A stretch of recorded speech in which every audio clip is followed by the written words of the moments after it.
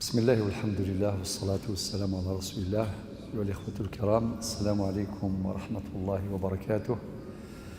رفع الله قدركم جميعا ويسر أموركم وحقق آمالكم، أسأل الله أن يحفظكم جميعا وأن يحفظ بلادنا الجزائر من كل سوء وسائر بلاد المسلمين.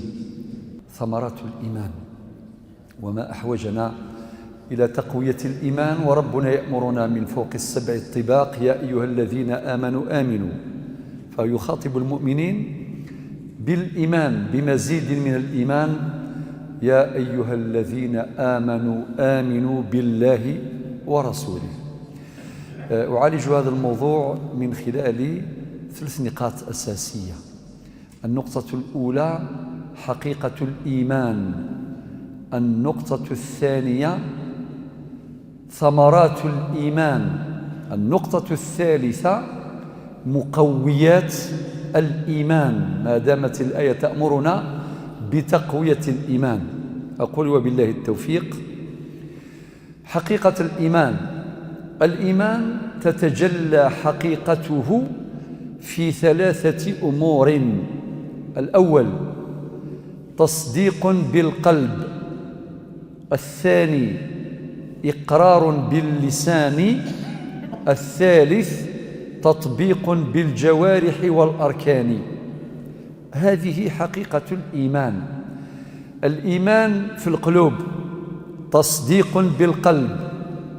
القلب هو محل الإيمان، وهو سبب النجاة. سلامة القلب سبب النجاة. وقد قال ربنا في آية القرآن: يوم لا ينفع مال ولا بنون إلا من أتى الله بقلب سليم.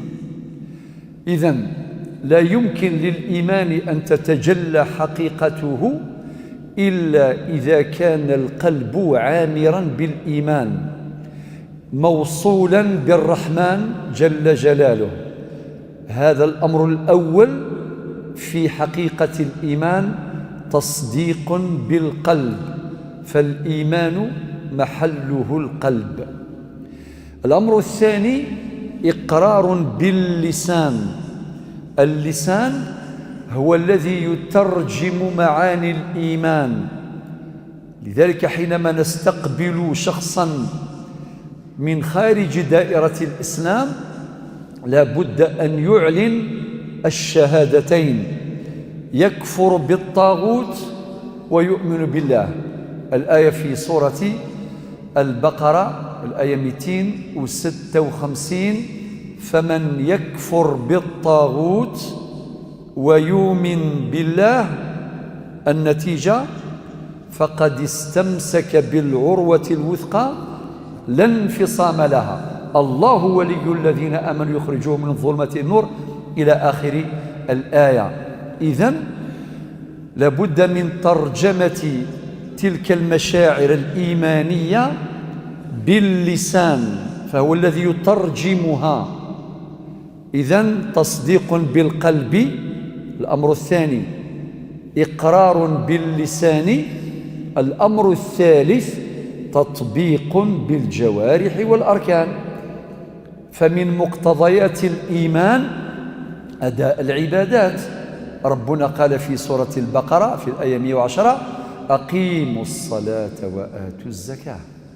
إذن من مقتضيات الإيمان أداء الصلاة وإيتاء الزكاة إلى غير ذلك من الأحكام الشرعية. إذن لا بد من ترجمة عملية لمقتضى الإيمان، وهكذا تتجلى حقيقة الإيمان. أعيد: حقيقة الإيمان تتجلى في أمور 3. الأول تصديق بالقلب، الثاني إقرار باللسان، الثالث تطبيق بالجوارح والأركان. ثانيا ثمرات الإيمان. من يغرس شجرة الإيمان سيجني الثمار، سيجني الثمرات. وعلى رأس هذه الثمرات سكينة يجدها في قلبه وطمأنينة في نفسه. ربنا هو الذي قال: هو الذي أنزل السكينة وين؟ في قلوب المؤمنين ليزدادوا إيمانا مع إيمانهم. لا يقول هذا الكلام إلا رب العالمين، وهذه في سورة الفتح الآية 4. هو أي الله الذي أنزل السكينة. ما كاش كيما السكينة، وكلنا مجرب. نهار الإنسان يرتاح يشعر بتلك السعادة التي لا توصف، ولكن متى؟ حينما يشعر بقربه من الله، يشعر بكونه قد أدى واجباته وتحلل من تبعاته، وليس هناك مظالم متعلقة بذمته، يشعر بالراحة القلبية وبالسكينة المريحة. فالسكينة هي أساس السعادة. يروى أن شخصا ذهب إلى رجل مجرب، يقول كسال المجرب لا تنسى طبيب. كتب له قائمة من ملذات الحياة: المال، الشهرة، المنصب، الصحة، اذكر كل الأمور التي تزرع السعادة. فقال له: يا فلان، وأنت مجرب متخرج من مدرسة الحياة، هل هذه تكفي لتحقيق السعادة؟ فقال له: السعادة متعلقة بالسكينة. هذيك السكينة الراحة اللي يلقاها الإنسان، غير ربي اللي يزرعها، ولكن واللي يزرعها ربي. هو اللي قال في سورة الفتح في الآية 4 قال: هو الذي أنزل السكينة في قلوب المؤمنين ليزدادوا إيمانا مع إيمانهم. وردت آية أخرى في حق النبي عليه الصلاة والسلام. ربنا قال في سورة التوبة الآية رقم 40: إلا تنصروه فقد نصره الله إذ أخرجه الذين كفروا ثاني اثنين إذ هما في الغار إذ يقول لصاحبه لا تحزن إن الله معنا فأنزل الله سكينته. شوف السكينة، راهم في الغار، النبي عليه الصلاة والسلام مع صاحبه أبي بكر الصديق. المسألة ليست بسيطة، فيها خطر، اضطراب، خوف، وجل، حزن على مآل الرسالة وعلى مصير الرسول. هكذا كان ينظر ويعتقد أبو بكر الصديق. ولكن ماذا قال له؟ يا أبا بكر ما ظنك باثنين الله ثالثهما لا تحزن إن الله معنا. ابن عطاء الله السكندري رحمه الله صاحب الحكم يقول: من وجد الله فماذا فقد. اللي لقى ربي معاه ما راح ولا شيء. من وجد الله فماذا فقد، وكأنه يترجم هذا المعنى الدقيق. ربنا عز وجل قال: إلا تنصروه فقد نصره الله إذ أخرجه الذين كفروا ثاني اثنين إذ هما في الغار إذ يقول لصاحبه لا تحزن إن الله معنا. مجرد ما قال هذا الكلام ربي قال: فأنزل الله سكينته عليه وأيده بجنود لم تروها. إذن أول ثمرة من ثمرات الإيمان هي السكينة. أتدرون سادتي أنه اللي راح له طريق في الدنيا برك، واحد يقصد هدف معين تلف له طريق، يتقلق ولا لا؟ يقول لك من الصباح وراني ندور، وإن كان راك يستخدم GPS أحيانا حتى بالGPS وما يلحقش. تصوروا معي واحد ما راحلوش طريق في الدنيا، ربي ما يعرفش كيفاش يوصل عنده، لا يعرف الله. وعلى بالك في ناس ماتوا ما يعرفوش ربي. تصوروا يعني، وهذه المأساة، هذه الكآبة. واحد ضيع فرصة العمر، عاش طول حياته، ممكن قرأ وتعلم وعنده كسب إلى آخره، ما يعرفش ربي. وربما يفتخر يقول لك أنا أعرف كل شيء، نعرف لا جيولوجي، الاسترونومي، كذا. يقول واش يقول من بعد وراه رايحة، لأنه مات ما عرفش ربي سبحانه. زيد حاجة أخرى خطيرة نقولها لكم الآن، أنه هذو اللي ما يعرفوش ربي عايشين في واحد التيه، في واحد الضياع كبير. أليس كذلك؟ يعني دعوني لاختصار الكلام أقرأ بعضا مما ورد في طلاسم تاع قصيدة إيليا أبي ماضي، معروف الشاعر الكبير من ناحية الفنية، ولكن تلف له طريق.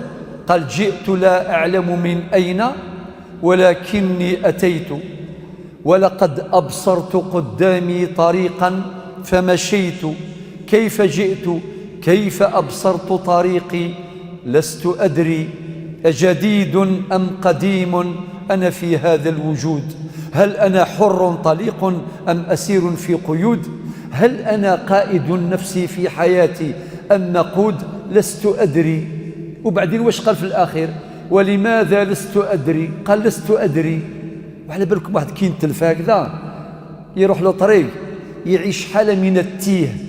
أما المؤمن كل شيء باين، يعرف ربي ويجتهد باش يوصل ليه، وربي هو اللي قال: وأن هذا صراطي مستقيما فاتبعوه ولا تتبعوا السبل فتفرق بكم عن سبيله. لذلك هذه ثمرة مهمة جدا اللي هي ثمرة السكينة. شكون اللي يعطيها ربي سبحانه. النبي عليه الصلاة والسلام، سمعت الآية رقم 40 من سورة التوبة، سمعت الآية. نروح الآن للثمرة الثانية. إيه هي الثمرة الثانية؟ هي الأخوة. ثيمات الأخوة. الأخوة في النسب موجودة، الأخوة التي تربط بين الناس بالقرابات الدموية. تقول هذا أخويا الشقيق، هذا أخويا من بابا، هذه أختي من يمة.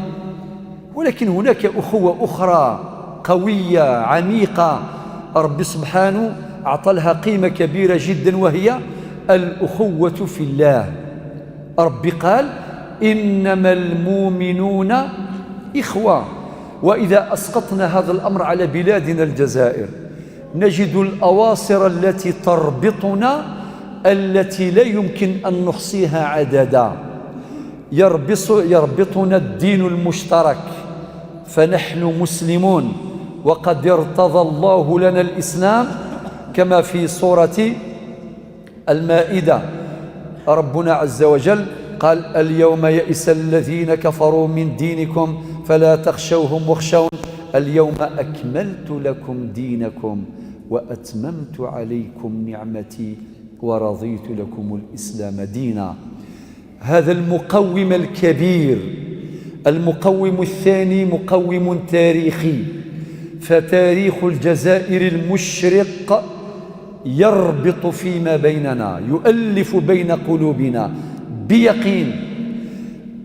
أما بعض الاختلافات أو الخصوصيات هي عامل تنوع وثراء، لا يجوز إطلاقا بجميع المقاييس النقلية والعقلية أن تكون هذه الاختلافات أو الخصوصيات أن تكون سببا في التفرقة، بل هي عامل ثراء، وهي روافد تقوي لحمتنا، تقوي أخوتنا.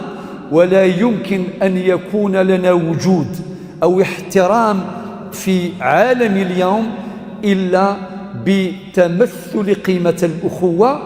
الأخوة في الدين، الأخوة في التاريخ، الأخوة في الوطن، الأخوة في المصير المشترك. وأجدادنا وآباؤنا بما صنعوه من تاريخ مشرق، هذا الذي يقوي لحمتنا على وجه القطع واليقين. وإذا حدثت هزات أو زلازل أو أعاصير، هذه قد تهزنا ولكن لا تقتلعنا على وجه الإطلاق، لأن جذورنا ممتدة في عمق التاريخ. إذن ربنا قال: إنما المؤمنون إخوة. فالأخوة في الله هذه ثمرة من ثمرات الإيمان. والثمرة الثالثة هي العمل الصالح. اللي يكون مؤمن لازم يخدم الإصلاح. ما كاينش منها واحد يقول كان مؤمن وما نديرش الإصلاح. لازم، وربي اسمه العمل الصالح. ما قالش ربي سبحانه بنيو غير جوامع، ولا بنيو غير في معمرين، ولا غير المستشفيات، ولا خدموا عونوا الفقراء والمساكين، ولا اليتامى والأرامل. ربي قال الخدمة الصالحة، الخدمة يصلحا، وكل ميسر لما خلق له. ربنا قال في سورة الكهف، اختاروا هذه الآية وهي آخر آية، الآية 110 من سورة الكهف: فمن كان يرجو لقاء ربه واش يدير؟ فليعمل عملا صالحا ولا يشرك بعبادة ربه أحدا. وين يتراجل المقابلة ربي أذ يخدم الخدمة يصلحا، ألا ينفع نفا خلقيف، ألا ينفعني مثانا، ولكن يخدم يوذم ربي. فالخلاص في الإخلاص، هذا هو الصمام أمان. فمن كان يرجو لقاء ربه فليعمل عملا صالحا ولا يشرك بعبادة ربه أحدا. لذلك جاءت آية أخرى تقوي هذا المعنى كما في سورة التوبة الآية 105. ربنا يقول: وقل اعملوا. خدموا. الخدمة فيه مثل بالقبائل يحلو بزاف، يقول لك في قيمة العمل قيمة. النبي عليه الصلاة والسلام قال لك إذا قامت الساعة تنقر الدنيا خلاص، وفي يد أحدكم فسيلة، غرسة في يدك غرسها، ما تقولش سيطروطة وش ندير بها أصلا. هي أخي قد تقوم الساعة ما كان فيها لا طير ولا بشر ولا شيء، ما كانش اللي يستفاد منها. ولكن النبي عليه الصلاة والسلام أعطى قيمة للعمل، قال لك غرسها الخدمة. وربي سبحانه يقول: وقل اعملوا فسيرى الله عملكم. أول من تعرض عليه الأعمال هو الله الذي يعلم السر وأخفى. فسيرى الله عملكم ورسوله والمؤمنون وستردون إلى عالم الغيب والشهادة فينبئكم بما كنتم تعملون. قارنا شويني فغان سكسوس وذي وسنين مدنا سيذي إلى قاذي شروثي ذي. وين يبغى سكسوس وذي يكون عنده وزن وقيمة في المجتمع، ويكون عنده يحقق سر وجوده. خاطر ما كاش منها الإنسان يعيش وما يخدمش، لازم يعمل. خاطر ربي عطى الطاقات وعطى النعم. ضرك حنا جينا كاع على رجلينا، لازم الحمد ربي بزاف على نعمة الأرجل. يقول لك ذا مثل بالقبائلية أن يزوال ولد تبعي ثضار، وين يسبق القلب هذون الرجلين يمشيو. الرجلين وسيلة نقل، القلب هو الصح. وين يسبق القلب الرجلين يمشيو. والمثل العربي القديم يقول لك القلوب تسبق الأبدان. القلب يسبق. حتى واحد بغى يحج واش يقول لك والله غير قلبي هكذا يقولوا، كان يدير هذه الحركة. طيب راح من بعد يدير كامل الإجراءات باش يلحق، ربي يسر. وكذلك ولكن أيضا باش ما نغفلوش على النعم المألوفة، هذه أخطر حاجة.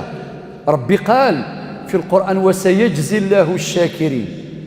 النعم المألوفة كاين الناس اللي غافلين عليها، يقول لك نورمال نمشي شكون اللي يعرف قيمة الرجلين؟ هذاك اللي ما يمشيش، اللي يمشي في لاشيز رولونت في الكرسي المتحرك، هذاك يقول لك لو كان ربي يرجع لي الركبة نتاعي كل صلاة وين نصليها ما نحوس لا طوموبيل ولا تراكتور ولا نمشي على هذون. شفتوا كيف يعبر عن فرحته وسعادته؟ خطر عنده الرجلين. ولكن النعم المألوفة البصر، كل ما تفتح عينك تشوف صافي راهي ماشية، ولكن باش ما نغفلوش. وربي قال في سورة الأعراف الآية 205 قال ولا تكن من الغافلين، نسأل الله أن نكون من الشاكرين. وربنا قال وسيجزي الله الشاكرين وقليل من عبادي الشكور ولئن شكرتم لأزيدنكم. والآية في هذا الباب كثيرة وإن تعدوا نعمة الله لا تحصوها، سورة إبراهيم. يلا إذن وين يبغى نسكسو سوذي وسنين مدنا سيدي إلى قد الشروثيذي. هذه الشروثيذي معناه يعرق، حتى العرق هذا كي نحب يدو، شوف كيفاش بلينا دير هك، هذه تجليل لقيمة العمل. لذلك ولكن ربنا عز وجل قال لك العمل لازم يكون عمل صالح. سمعت الآية فمن كان يرجو لقاء ربه فليعمل عملا صالحا ولا يشرك بعبادة ربه أحدا. هذا العمل الصالح. هناك ثمرة أخرى رابعة مهمة أيضا، الرجلة. إخواننا في الصيف، يعني أنا في الصيف العالية، من الكلمات اللي كنا نسمعوها من نهار اللي كنا صغار الرجلة. هذا مكان. وتزايري بهذه يروح يدير عقد يقول لك نكون معايا راجل نكون معك راجل، بلا كاغط بلا موثق بلا نوتير بلا والو، يبيع ويشري ويدخل السوق وكذا بالكلمة، كلمة الرجال، أليس كذلك؟ إذن هذا الرجلة هذه اللي عموما الجزائري يعتز بها، الرجلة هي موجودة في كلام ربي ومربوطة بالإيمان، الأدلة كثيرة. يلا ناخذ مثلا سورة الأحزاب الآية 23 من المؤمنين رجال صدقوا ما عاهدوا الله عليه فمنهم من قضى نحبه ومنهم من ينتظر وما بدلوا تبديلا. وهذا المعنى جاء في مثل أمازيغي أصيل شبح برقز سرقزة، أي جمال الرجل في رجولته. وقال ربنا وجاء من أقصى المدينة رجل يسعى. إذن الرجلة هذه هي ثمرة من ثمرات الإيمان، وربي سبحانه ربطها بالإيمان. وسمعتوا سورة الأحزاب ربي قال من المؤمنين رجال صدقوا ما عاهدوا الله عليه فمنهم من قضى نحبه ومنهم من ينتظر وما بدلوا تبديلا. هناك ثمرة أخرى أيضا مهمة جدا، ما هي ثمرة الثبات. حبالك الثبات، ربي يرزقنا الثبات، ماشي سهل. ممكن واحد في الظروف العادية راه نورمال يصلي ويصوم ويعبد ربي سوا، وكي تجي هذيك المصائب ثم اللي واعرة امتحانات. وتعرفوا رانا عايشين في الدنيا، ربي ثبتنا.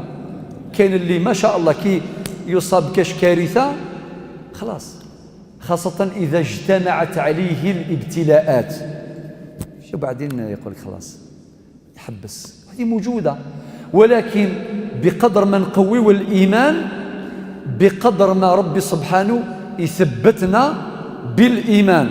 الآيات كثيرة، أختار منها الآيتين 26 27 من سورة إبراهيم. يثبت الله الذين آمنوا، شوف ربطها بالإيمان، هي ثمرة من ثمرات الإيمان.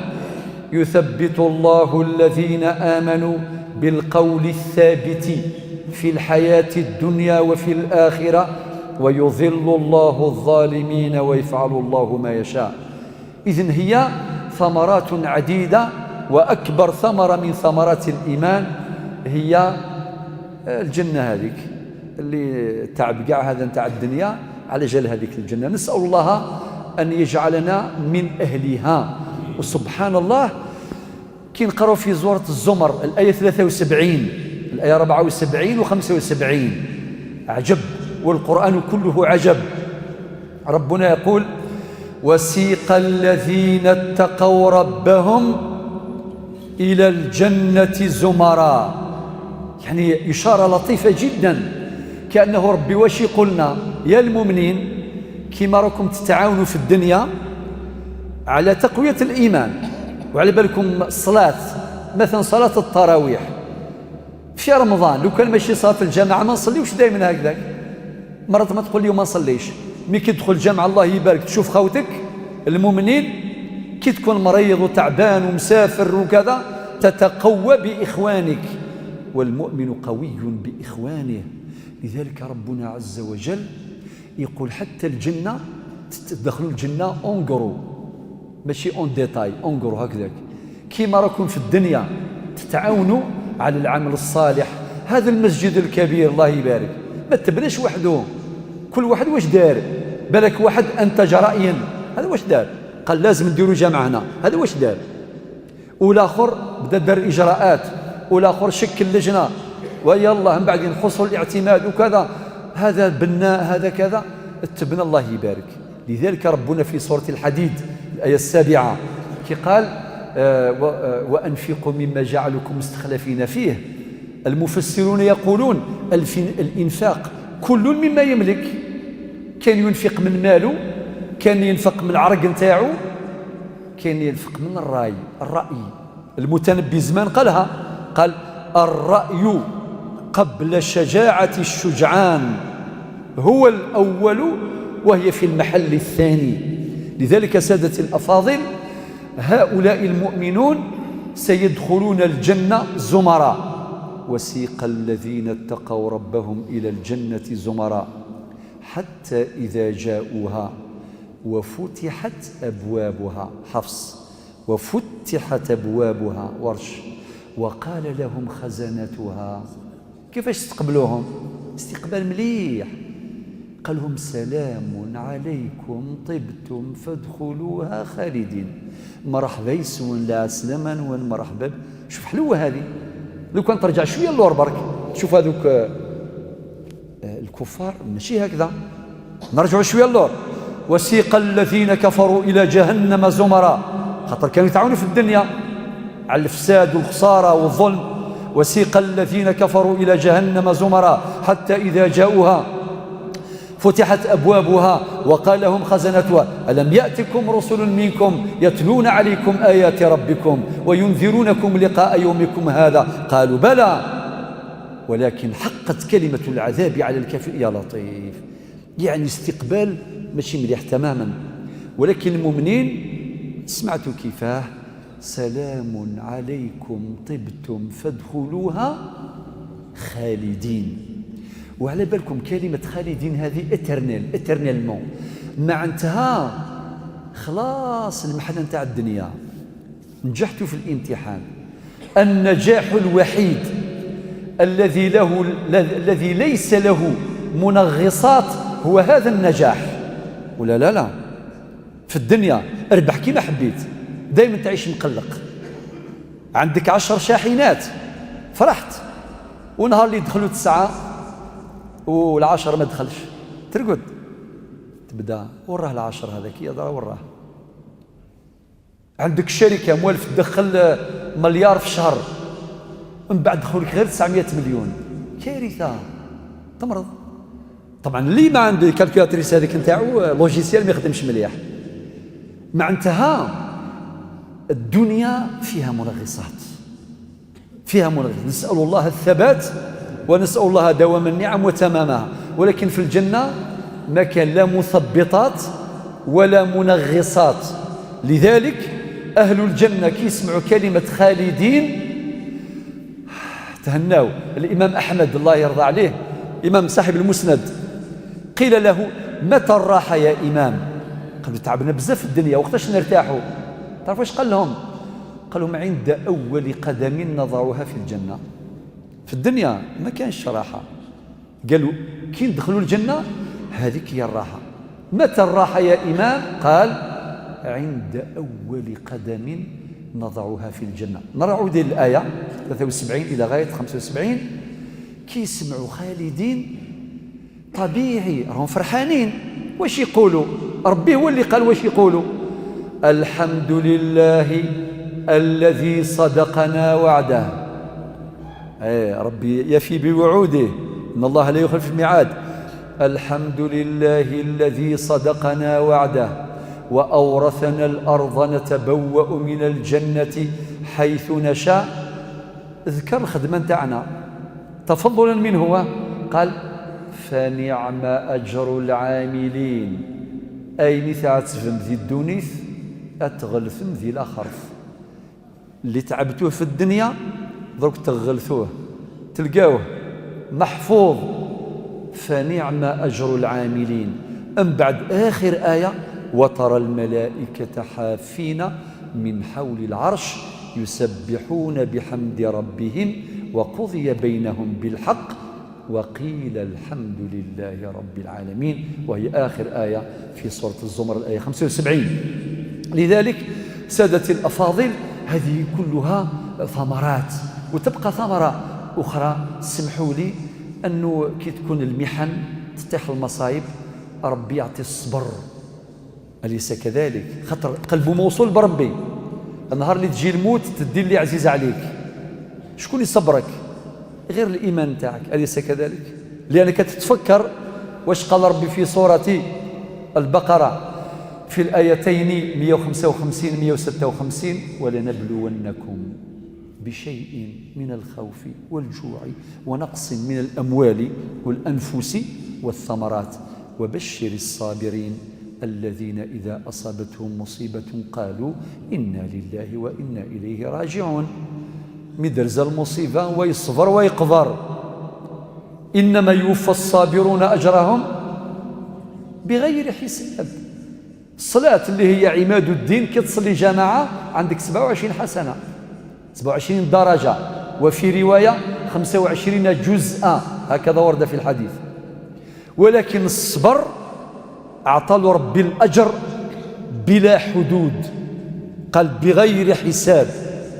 كي تسمع هذه الآية يكون عندك قوة إيمانية تستقبل به ما قضى الله وقدر، كما قال الإمام الشافعي صاحب الرسالة: دع الأيام تفعل ما تشاء وطب نفسا إذا حكم القضاء، ولا تجزع لحادثة الليالي فما لحوادث الدنيا بقاء، وكن رجلا على الأهوال جلدا وشيمتك السماحة والسخاء، يغطى بالسماحة كل عيب وكم عيب يغطيه السخاء، فلا حزن يدوم ولا سرور ولا بؤس عليك ولا شقاء، إذا ما كنت ذا قلب قنوع فأنت ومالك الدنيا سواء، إلى أن يقول: ومن نزلت بساحته المنايا فلا أرض تقيه ولا سماء، وأرض الله واسعة ولكن إذا نزل القضاء ضاق الفضاء. انتهى الأمر. إذن نأتي الآن إلى النقطة الثالثة والأخيرة: مقويات الإيمان. ربي قال: يا أيها الذين آمنوا بالله ورسوله، فورتيفي أوغمونتي، أعطيو قوة للإيمان. نقول يا ربي كيفاش نقويو الإيمان؟ كاينة لوردونونس، وصفة فيها جملة من المقويات. المقوي رقم 1 هو المحافظة على العبادات. هو اللي حافظ على العبادات يسعد، الإيمان يطلع. ربي قال: وما خلقت الجن والإنس إلا ليعبدون، سورة الذاريات الآية 56. إذن سر الوجود نعبدوه. وقال ربي في سورة إبراهيم الآية 25: وما أرسلنا من قبلك من رسول إلا نوحي إليه أنه لا إله إلا أنا فاعبدون. وقال في سورة الأنبياء الآية 92: إن هذه أمتكم أمة واحدة وأنا ربكم فاعبدون. وقال في سورة المؤمنون الآية 52: وأن هذه أمتكم أمة واحدة وأنا ربكم فاتقون. إذن هذه المعاني تأخذ بالألباب وتأخذ بالعقول والقلوب إلى معرفة الله عز وجل وطاعته. انتهى الأمر بالنسبة للمقوي الأول. ما قلناه عن الصلوات نقوله عن الصيام، نقوله عن الزكاة، نقوله عن الحج، فهذه العبادات هي من مقويات الإيمان. هناك مقوي ثاني مهم جدا اللي هو التزام الذكر. ربنا عز وجل قال: يا أيها الذين آمنوا اذكروا الله ذكرا كثيرا وسبحوه بكرة وأصيلا.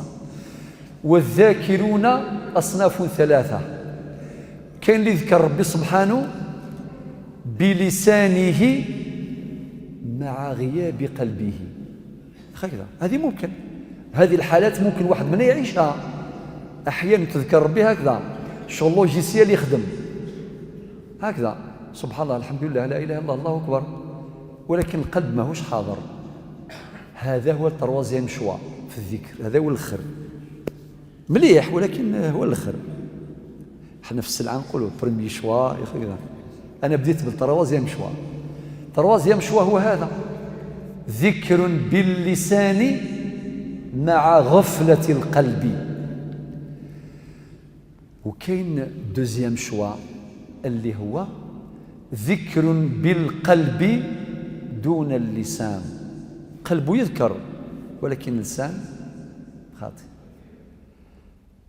هذه مليحة ولكن دوزيام شوا، خاطر كاين برمي شوا اللي هو ذكر باللسان مع حضور القلب. معنى القلب عامر بالذكر واللسان يترجمه، حضور القلب مع اللسان. إذن هذا أرقى وأنقى وأكمل أنواع الذكر. هذا المقوي الثاني. المقوي الثالث والأخير كمقويات أخرى ما هو؟ هو النظر في كتاب الله المنشور وفي كتاب الله المقروء. المفتوح والمقروء. المقروء هو القرآن الكريم. نقرأ في سورة الإسراء الآية 9: إن هذا القرآن يهدي للتي هي أقوم. إذن اللي يقرأ القرآن ويستوعبه ويعمل بأحكامه ويهتدي بإرشاداته سيهتدي، لأنه يهدينا للتي هي أقوم. إن هذا القرآن يهدي للتي هي أقوم. وفي سورة الجن في الآية الأولى والثانية: قل أوحي إلي أنه استمع نفر من الجن فقالوا إنا سمعنا قرآنا عجبا يهدي إلى الرشد فآمنا به ولن نشرك بربنا أحدا. إذن هذه مسألة مهمة جدا. مسألة أخرى أننا ننظر في كتاب الله المفتوح، أي في الكون الفسيح. هذا التأمل والتدبر في مخلوقات الله عز وجل يدعون حتما إلى تقوية الإيمان. لذلك اقتضت حكمة الله عز وجل أن يجتمع الكتابان. وأذكر بعض الآيات على سبيل التمثيل. هذه الآيات تأخذ بعقولنا إلى معرفة ربنا. قال الله تعالى في سورة فصلت الآية 53: سنريهم آياتنا في الآفاق وفي أنفسهم. النتيجة: حتى يتبين لهم أنه الحق. سبحان أي وحدة تأخذ بالعقول باش نعرفوا ربي. لذلك كثير من العلماء الكبار من غير المسلمين دخلوا الإسلام من أوسع الأبواب من هذا الباب. ارفد أي عالم قطب من الأقطاب يقرأ ويتعلم ويتأمل كذا، وكل في مجاله. هذا في الجيولوجي، هذا في الاسترونومية، هذا في علم البحار، هذا في علم الفلك، هذا في علم طبقات الأرض، كل واحد وين. ولكن استخدموا عقولهم، تأملوا، نظروا، وصلوا إلى معرفة الحقيقة. والآية واضحة: سنريهم آياتنا في الآفاق وفي أنفسهم حتى يتبين لهم أنه الحق. وفي سورة ياسين نقرأ الآية 36: سبحان الذي خلق الأزواج كلها مما تنبت الأرض ومن أنفسهم ومما لا يعلمون. هذا الإعجاز القرآني يقول لنا بأن الزوجية مبثوثة في عوالم الدنيا، في عوالم الكون، ما تعلمون وما تجهلون. في عالم البشر ذكر أنثى، في عالم الحيوان، في عالم النبات، في عالم السحاب، في عالم الذرة، في جميع العوالم ما نعلم وما لا نعلم. لذلك ختم الله عز وجل قوله، قال: ومما لا يعلمون. لماذا قال هذا الكلام؟ ليظل الإعجاز القرآني مستمرا إلى أبد الآبدين مهما تطورت العلوم وارتقت. سبحان الذي خلق الأزواج كلها مما تنبت الأرض ومن أنفسهم ومما لا يعلمون. وهذه الآية تساوي تماما الآية 49 من سورة الذاريات: ومن كل شيء خلقنا زوجين. هذه في سورة الذاريات الآية 49. أما سورة ياسين الآية 36: سبحان الذي خلق الأزواج كلها إلى آخر الآية. وإذا وقفنا عند سورة الذاريات وحدها نقرأ مثلا في الآية 7 ربنا يقول: والسماء ذات الحبك. أي عقل يسمع غير هذه الآية ويقرأها يكفي يوصل لرب سبحانه. الآية 7 تقول لعقولنا: والسماء ذات الحبك. خلي عقلك يخمم في هذا الجسم الضخم، هذه السماء. الآية 20 ربي قال: وفي الأرض آيات للموقنين. هذا الأرض اللي احنا عايشين فيها ما تكفيش، فيها حضارات، وديان، بحار، عمارات، صناعات، مساجد، سكنات، بشر، بقر، كل شيء راه موجود في الأرض. زيد كي تدخل في عمق الأرض عجب، هذيك الثروات وهذيك المعادن وهذيك الخيرات. صدق ما جاء في ذلك الشعر، يقول: أحببتك يا أرض من يوم علمت أنك أمي، من يومها أشكو إليك همومي. أحببتك يا أرض فتعلمت منك الكثير، علمتني يا أرض فن الممات،